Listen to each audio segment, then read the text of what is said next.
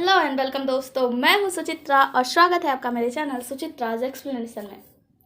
Episode 13 में हम देखते हैं जंजन लिवियर के पास आती है तो लिवियर कहती है मैं आपके लिए परेशान हो रही थी। तो जंजन कहती है मैंने तो बताया था ना, मैं अपने पुराने दोस्त से मिलने जा रही हूँ। फिर लिवियर कहती है मुझे भूख लगी है, हम कहीं खाने चलते हैं। वो दोनों कहते हैं ठीक है हम कहीं खाने चलते हैं, फिर मैं दुकान देखने जाऊँगी। अगले सीन में हम देखते हैं महाराज चुनैंग पूछते हैं तुमने विरोध क्यों किया और राजधानी से बाहर गए थे तो तुम वापस क्यों आए। तो जैनर कहता है महाराज उस दिन मैंने कुछ लुटेरे को बात करते हुए सुना था कि उन्होंने कुछ गुटों को लूट लिया है और मैंने बाई चांस ये सुन लिया था। मैं उन्हें पकड़ने के लिए उनके पीछे उत्तर की ओर चला गया था।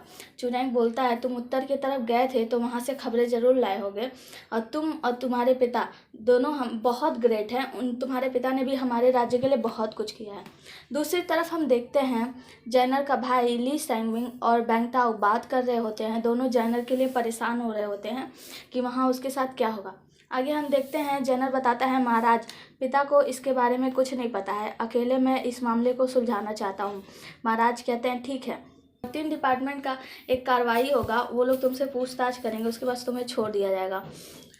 आगे हम देखते हैं जंजन एक दुकान देखने गई होती है जहाँ वो अपने जन ज्वेलिंग एक दुकान देखने गई होती है और दुकान के बाद वो एक शॉपकीपर के पास जाती है जिसका नाम लियू है और वहाँ वो जन ज्वेलिंग दवाखाना खोलने वाली होती है। लियू के पास जाकर वो ज्वेलिंग दवाखाना का बोर्ड लाती है। वहाँ से मिस्टर लियू उसे एक लेटर देता है, उसमें उसके बाद दवाखाना खुलने में सिर्फ 5 दिन होता है। तो मिस्टर लियू कहते हैं कि मैं आपका मदद कर दूं। तो जंजन कहती है कोई बात नहीं, मैं कर लूँगी। आगे हम देखते हैं जंजन के आगे 3 लोगों को बैठाया गया होता है जहां उसके ऊपर मुकदमा चलता है, जहां उससे पूछताछ किया जाता है। पूछने पर जैनर बताता है कि हाँ मैंने ही ये मैप बनाए थे, पर मैंने ये मैप इसलिए बनाए थे क्योंकि बैंगविक सिटी के लोग हमारे राज्य में नहीं आ सकते। कम से कम वो लोग ये मैप देखकर ही संतुष्ट हो जाए। जैनर कहता है अगर ये मैप देखकर यहाँ घुसपैठ हो रहा है तो हमारे सैनिक जो बॉर्डर पर खड़े हैं वो क्या कर रहे हैं। सभी लोग इसकी बातों से सहमत होते हैं। महाराज को पता चलता है तो वो बोलते हैं कि मुझे नहीं लगता ये 3 डिपार्टमेंट का मामला इतना जल्दी ख़त्म होना चाहिए। आगे हम देखते हैं मिस्टर निंग अपने चाचा से कुछ बात कर रहे होते हैं, तभी उनकी चाची कोई कार्ड दिखाती हैं और मिस्टर निंग वहाँ से परेशान होकर चले जाते हैं। वो वापस मिस जैन के पास जाते हैं और उनसे कहते हैं कि मिस जैन आप अपने दवाखाने का नाम ज्वेलिंग क्यों रख रही हैं। मिस्टर निंग जंजन से कहते हैं कि आप अपने दवाखाने का नाम चेंज कर दीजिए क्योंकि ली युंगी की पत्नी जो कि एक राजकुमारी थी ज्यूलिंग, उनकी मृत्यु हो चुकी है और ली युंगी की शादी भी उसी दिन है जिस दिन आपका दवाखाने का ओपनिंग है। तो कृपया आप इस नाम को चेंज कर दीजिए। ज्यूलिंग कहती है, जंजन कहती है इसका मतलब आपको लगता है कि इससे मुझे परेशानी होगी। तो मिस्टर निंग कहते हैं हाँ मुझे लगता है आपको इसके लिए बहुत ज़्यादा परेशानी हो जाएगी। तो जंजन कहती है कि मेरे पिता ने इस नाम को राजकुमारी के नाम पर ही रखा था और मैं इसे चेंज नहीं कर सकती, मैंने मन बना लिया है। तो मिस्टर निंग कहते हैं चलिए ठीक है मैं चलता हूँ।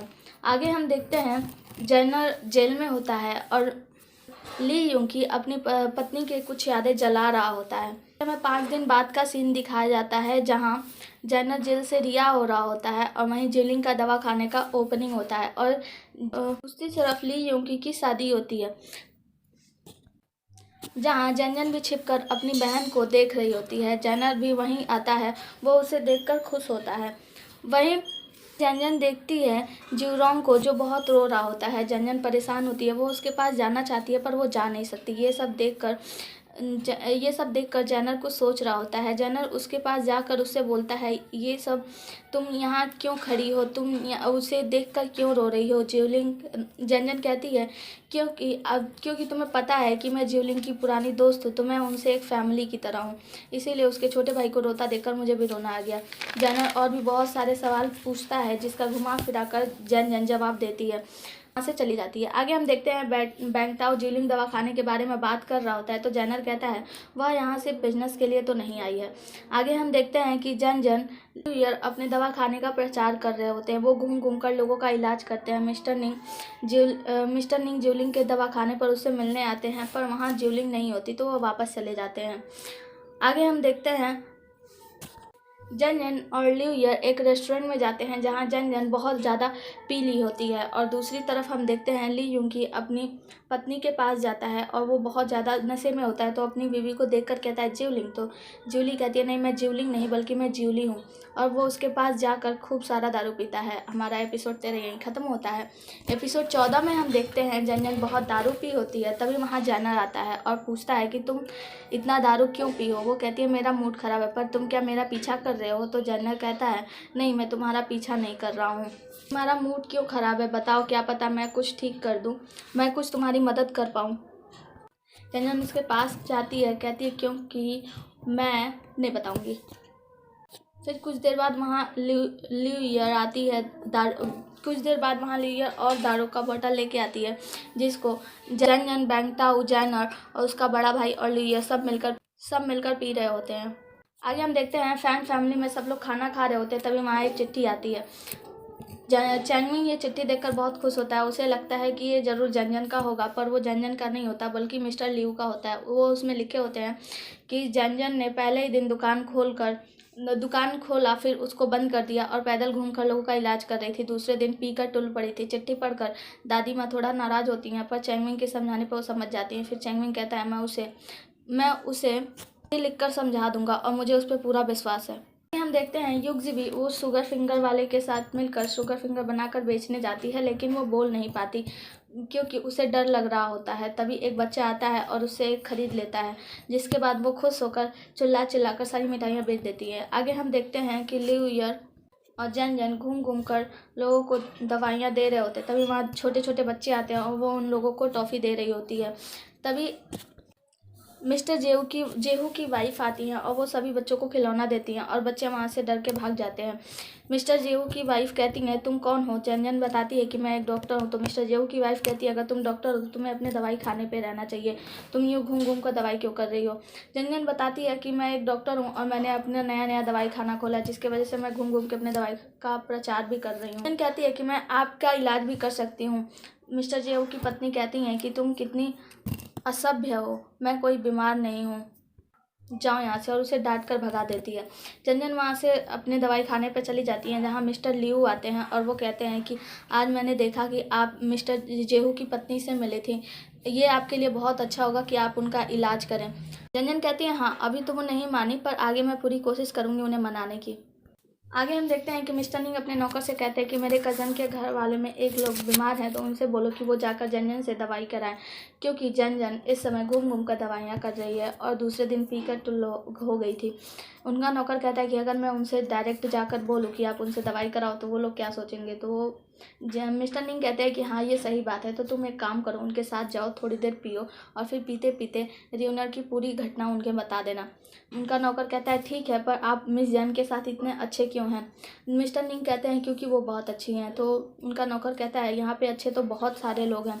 मिस्टर निंग कहते हैं तुम जाओ जल्दी, टाइम पे ये काम ख़त्म करो।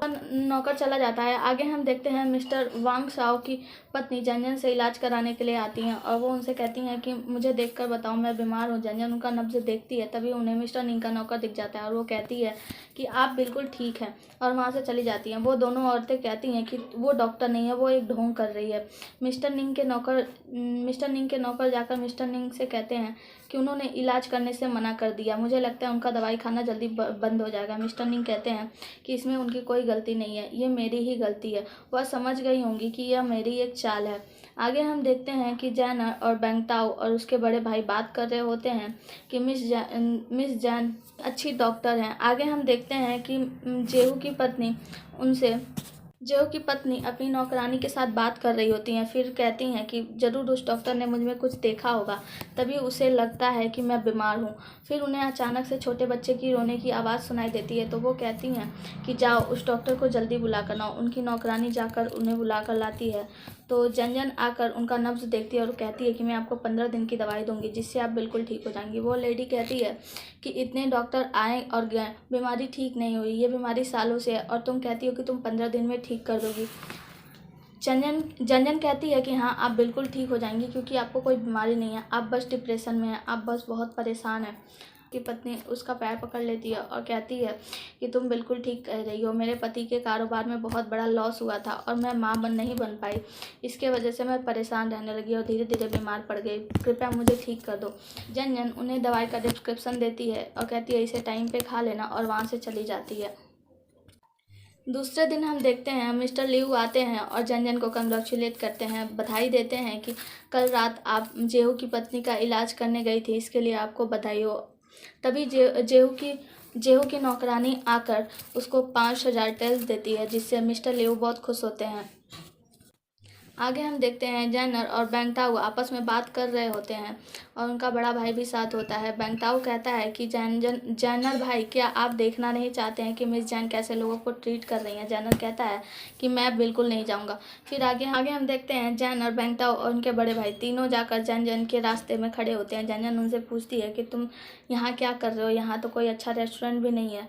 जैनर कहता है कि तुम्हें क्या लगता है मैं सिर्फ खाने के लिए ही परेशान रहता हूँ, कभी तो सीरियस हो जाया करो। असल में बैंगताऊ के हाथ में दर्द था, मैं वही दिखाने आया था।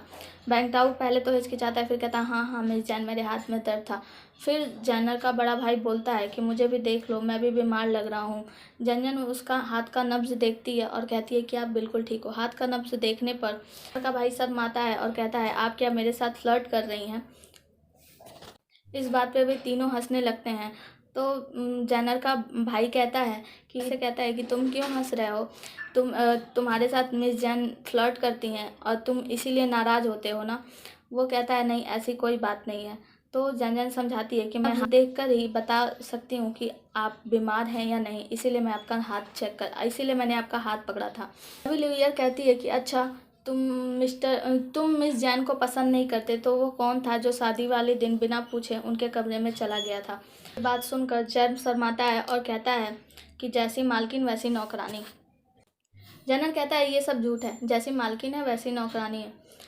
फिर आगे हम देखते हैं जन वहाँ से जा रही होती है तो जनरल कहता है कि बैंगताऊ ने हमें दावत पे बुलाया है, तुम आना चाहोगी? जन कहती है कि नहीं, मैं बहुत बिजी हूँ, मुझे बहुत काम है, माफ़ करना। आगे हम देखते हैं एक लेडी आकर मिस जैन से कहती है कि मिस जेहू की आपने ही इलाज किया था, मेरे साथ चलिए, एक लोग का इलाज कराना है। जन जाने लगती है और सोचती है ऐसे ही सबका इलाज करते करते एक दिन मैं ज्योरंग और ज्योली के पास तक चली जाऊंगी। ये सोचते सोचते वो जा रही होती है और हमारा एपिसोड 14 यहीं ख़त्म हो जाता है। बने रहिए अगले एपिसोड के लिए हमारे साथ। Thank you.